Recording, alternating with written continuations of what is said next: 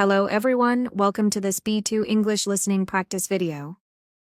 You can use this video to train your listening and comprehension as I speak.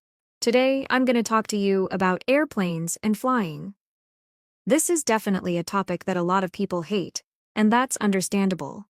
I think one of the most common fears that exists is aerophobia, or the fear of flying. I can't even tell you how many people I know that have this fear to some degree. Let's talk a little more about the different aspects of flying. First, let's discuss the plane itself. I've flown many dozens of times to many different destinations. Yet I'd say that I've probably never been in a really comfortable plane before. I think this is because almost all planes are just uncomfortable by nature. They've got to cram all these passengers into a little space, and of course, the more passengers, the more money. So naturally, there's not going to be a lot of space or comfort. And of course, if you're flying short distances, you're probably not going to be in a big plane, so the space is already going to seem limited because of that. The times that I've flown on long-haul flights, I did notice that I had a little bit more legroom on those planes, but I've also flown on some really small planes where I have to duck when I go down the aisle. Those planes are obviously the least comfortable to travel on. Alright, now let's talk about some of the things you experience during the flight. You've pretty much got 3 phases of the flight: the takeoff, the cruise phase, and the landing. Obviously, the cruise phase takes up the vast majority of the flight time. This is the actual flight, so to say.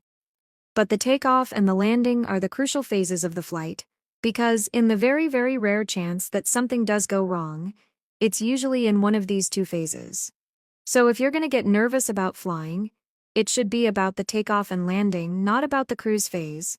It's funny because so many people get freaked out during patches of turbulence when the plane is in the cruise phase.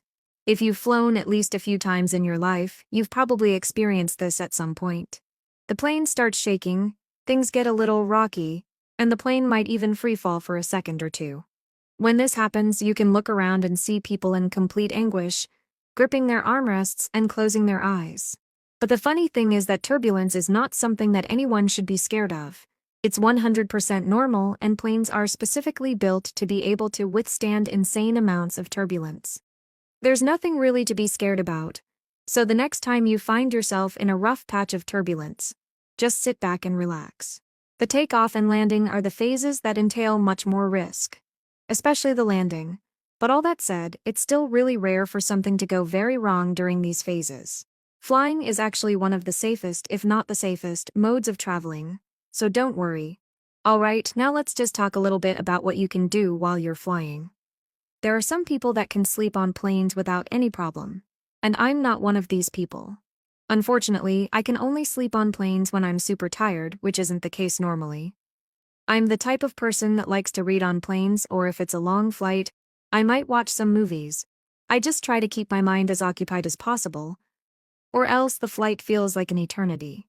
Okay, that's all for today. Leave a comment and tell me whether or not you like flying. I'll see you next time.